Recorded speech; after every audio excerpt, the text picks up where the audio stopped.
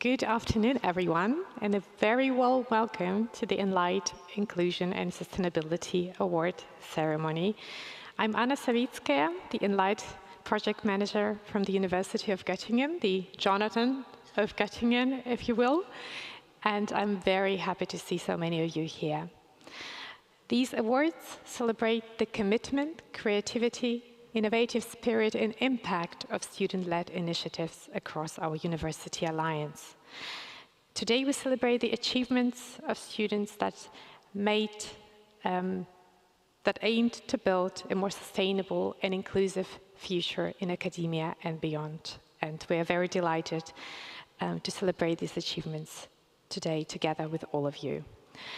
We have two categories, inclusion and sustainability. And for each category, we'll begin by celebrating two runner-up projects who each get to say a few words about the initiatives, and then we'll move on to celebrating the winner. And without further ado, I will begin with the Sustainability Awards. And the first project that impressed the ENLIGHT jury originated at the University of Bern. And it is my pleasure to introduce 𝗘𝗡𝗟𝗏, represented today by Elmo Francis and 𝗪𝗂𝗀𝗍𝗏.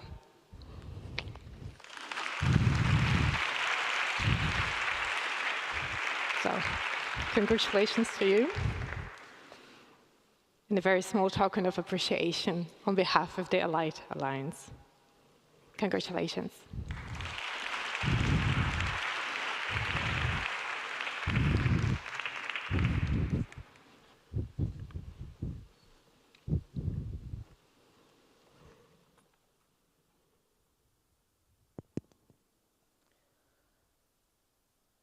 This was once a boat, and now it's a laptop case. Let me introduce you to 𝗘𝗡𝗟𝗏. I am the founder of 𝗘𝗡𝗟𝗏, and I'm Elmo, and this is Yannick. We are a Bernese initiative in circular economy that was founded in collaboration with the University of Bern. A couple of years ago, I was in the River Aare and then found out that there's a huge accumulation of plastic waste. The Bernese people are crazy. They have fun floating down the river. And like everyone else, I also invite you to once join this river and float down. But the problem is there's a huge accumulation of plastic waste. So what we do at 𝗘𝗡𝗟𝗏, we collect all this plastic waste with the collaboration of the Stadt, with the municipality, and make bags. Now, our impact is threefold. We stop the PVC waste from getting incinerated, try to keep a cleaner environment. Through 𝗘𝗡𝗟𝗏, we also create opportunities for people with refugee background and migrants, and also create stories. Each piece that we make is 100% Swiss-made. And it's unique, it's one of a kind. Now, we don't do this alone. With the University of Bern, we have been able to collaborate with local partners and local governments. And that has made our journey fruitful. What I like to know is that the members and the cohorts of ENLIGHT, you might not be having boats in your country, but you might have waste. We created waste into something that is meaningful with some value. And I like to connect with you through 𝗘𝗡𝗟𝗏 and see what type of solutions we can bring in together through ENLIGHT. Thank you.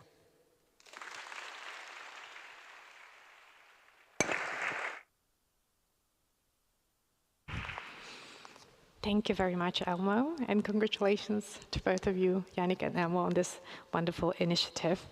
Another inspiring project that we're celebrating today is 𝗪𝗓𝗏, and today it's represented by 𝗪𝗓𝗀𝗏 from the University of Ghent.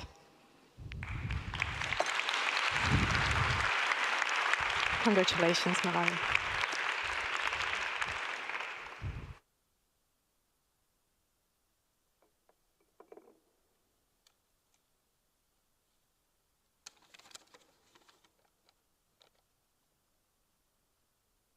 Hi, my name is Merel, and I'm a representative from Ghent University from the Green Office. So today I'm presenting my project, which is called the Future Proof Award. So Future Proof is actually a play on word. A masterproof in Dutch is a master's citation, and with this award we're actually searching for the thesis that is deemed the most future-proof. So actually having a really impact in sustainability. So our main objective is actually to prevent students' hard work from gathering dust in a very dark and dusty corner of a university archive, but actually still actively engaging with this through giving them a chance to compete for this award.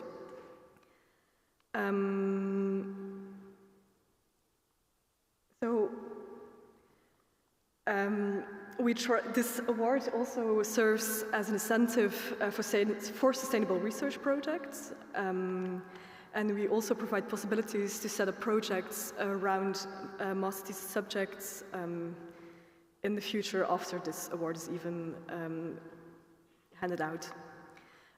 We also have a strong cooperation between the academic personnel of the university, the students, and the City of Ghent. People from all these three parts are engaged in the jury, and also the event is able to take place because of cooperation between these three people. Outcome-wise, every student that has enrolled in the award posts a blog post on our website. We also have students who afterwards were able to make a publication in a specialized magazine. We've had art projects, podcasts, and students who were able to have a lecture about their subjects. For future plans, we want to create a framework for students to more easily incorporate sustainability into their master theses, to not just let it be an afterthought after you've already chosen your subjects, but to make it the main focus and to start from sustainability and working further on this theme. Thank you.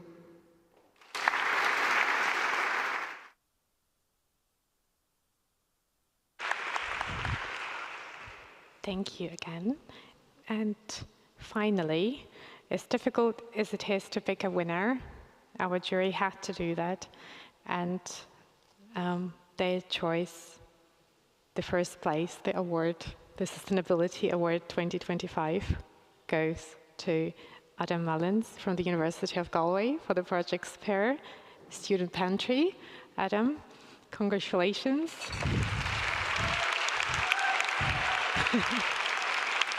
Here you go. Congratulations. Go ahead. Hi, I'm Adam. So I'm the founder of the Student Pantry and manager of the Student Pantry, I presume, is a nice title. I'm going to give you a bit of a background on how it works, what the results are, and what the goals are. So for me, the goals are the most important thing. The main goal is to reduce the barrier to entry to live a sustainable lifestyle. As a student, you're living in the most impoverished state you'll be in financially. It's hard to live how you want to live, but we're also the most active on how we want to live. We're the people who are saying we want the world to change, but we actually don't have the finances or the means to do that. So with the Student Pantry, what we do, our second main goal is to reduce food waste. So we take the food that should be going to waste because it's been overproduced by companies, and we give it to students for free. How is that happening? Why are we giving out food for free? How can we afford to give out food for free? Sounds like a really crazy idea, but it's actually not. So up here you see Food Cloud. They're like my go-to. They're the best. They basically have a completely different idea on how to tackle food waste and surplus food. So what they do is they go directly to suppliers, whatever company that may be, Tesco's, whoever it is, and they say, how much are you spending on your bins? And they say, okay, pay us less and we'll take your food that's good. So I get all amazing food from them. It could be approaching its best before date, could be approaching its expiry date, or just out of season. It could be a Coca-Cola with Santa on it. You don't want to buy that in June, but it's not going out of date. So I get that, I redirect it to students, and I give it to them for free. this is an amazing model because it's giving students the ability to have meaningful change in their own food systems, live the sustainable lifestyle they choose to live, but they don't have the financial barrier that we have. If I want to buy an organic chicken breast, that's out of my budget. But if I want to take a chicken breast from the student pantry, it's free. When I first started it, it was not kosher, would be probably the best way to put it. I ran out of a really leaky shed in my student accommodation with a really old chest freezer. The university within it were like, this sounds like a crazy idea. Like, you're gonna give someone food poisoning. I said, I promise I won't. They said, you're gonna have to prove that. Took a while, but I did prove it. And now it's got to the point where our student union fully fund everything. They even pay me a wage now, so I really can't complain. But it's now an amazing initiative where at the moment we're doing around €500,000 worth of food every year to students completely for free. Zero cost on them, it's paid for by their fees, which they pay anyways to go to the university. So my main goal now with it is to showcase it to the world. Every university can do this. It's costing us pennies to run. It's less than €1 for every student that comes to our university for the yearly operations of it. So every university can do it, no matter how little of a funding a university has, there is the money for it. So I want to make it clear anywhere can do it. And the more clear we make that, the better world we might have and more financially stable students might be. Thanks.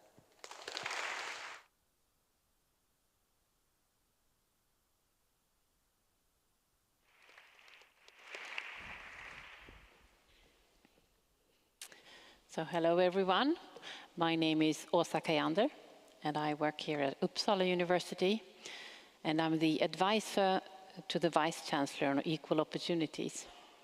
So I was invited to hand over the ENLIGHT Award for Diversity and Inclusion. And in this category we have 2 runners-up and 1 winner.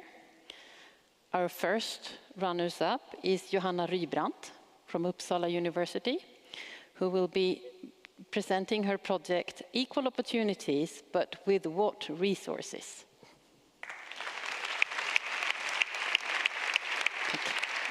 Thank you.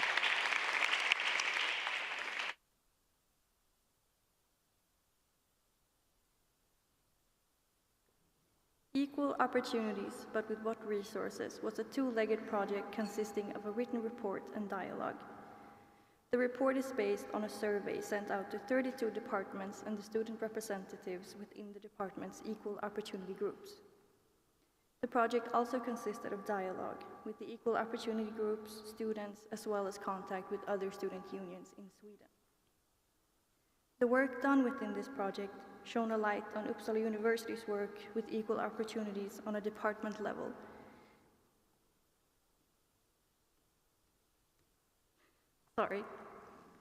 And showed, for instance, the flaws or the problem areas having mainly to do with economic reasons, thus unfortunately standing in the way of the equal opportunity work being prioritized among other very important work, as well as these questions being very dependent on a personal dedication to them.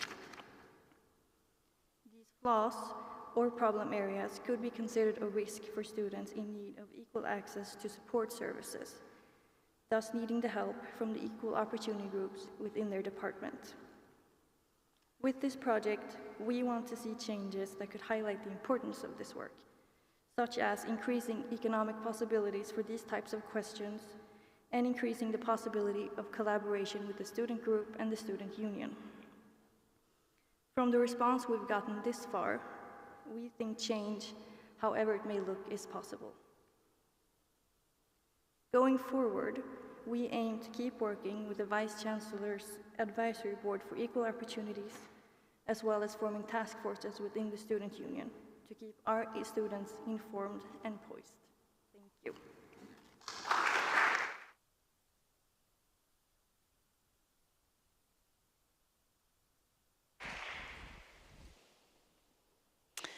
And our next runners-up is Livia Rosina from Comenius University Bratislava and the project We'll Share.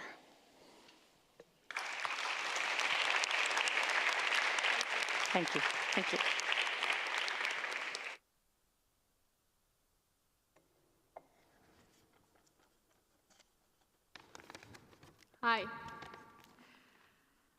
So my name is Livia Rosina, and I was the coordinator of the Wheelchair project. But the whole project was built on volunteering, and we collaborated with dozens of people and organizations. So I would like to thank all of them. Our project focused on young people with physical disabilities who often lack opportunities for their personal growth.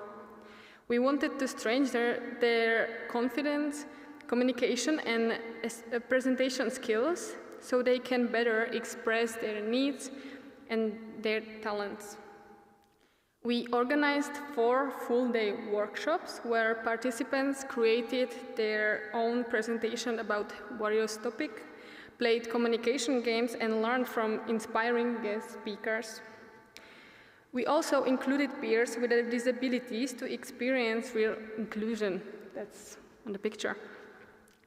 But the highlight of the project was the Wheelchair Festival, attended by more than 100 people.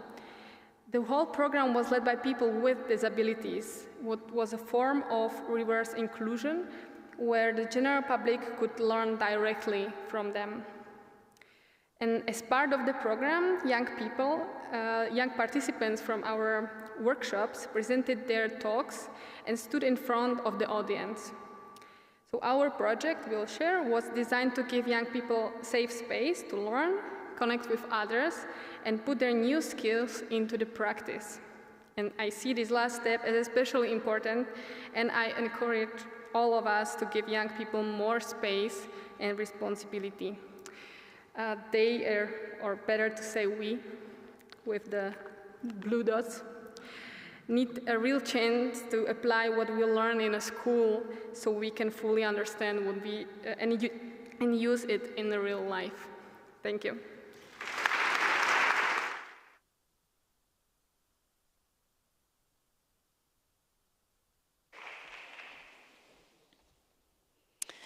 And finally, the winner of this year's Inclusion and Diversity Award is the project Active Champions from the University of Galway. And it's my pleasure to welcome 𝗪𝗂𝗍𝗂, who will join us and present today. Thank you. Congratulations.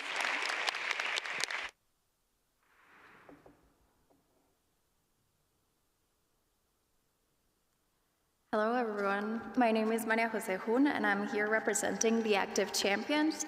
The Active Champions are a University of Galway EDI initiative in partnership with Active Consent. We're very grateful for this award and the recognition that of all the work that we've done throughout the year. Active Champions are empowered students trained in promoting consent culture with the aim of achieving a lived experience of consent culture in our campus community. Like many of my peers, I wanted to be a part of a community that cared about the same things that I did. And this initiative aligned with my personal values, but also with my professional background as a psychologist. I had never been in an educational setting that did not shy away from naming these topics. So the Active Champion program was a very exciting opportunity for me. In 4 months, my peers and I promoted culture change through peer education, consent training, and creative interventions. During this time, we delivered peer-to-peer workshops for over 50 students, ran 13 outreach stalls, participated in 4 monthly team meetings, and 1 university-level committee. Through these activities, we increased awareness about consent, sexual violence and harassment, bystander intervention, university policy, and support services for survivors. Additionally, the diversity in gender, age, sexual orientation, accessibility, and nationality within our group allowed us to engage in culturally sensitive dialogue and reflection, which helped us identify and reach at-risk communities within our student population. Our strong desire to continue to promote consent culture within our campus led to an internship during the summer in which we further developed resources for other Active Champions and University of Galway staff. These resources are now being used by the new cohort of Active Champions. This is now an rolling initiative. It has had an impact on an institutional level, but it has also had an impact in a personal and professional level for many of us. Some of us were able to combat internal stigma, others challenged problematic narratives in their social circles and set new professional goals because of this work. The Active Champion program provided opportunities for us as students to develop new skills and increase our employability, but also, and more importantly, it allowed us to build community and promote inclusive and a respectful community. Thank you.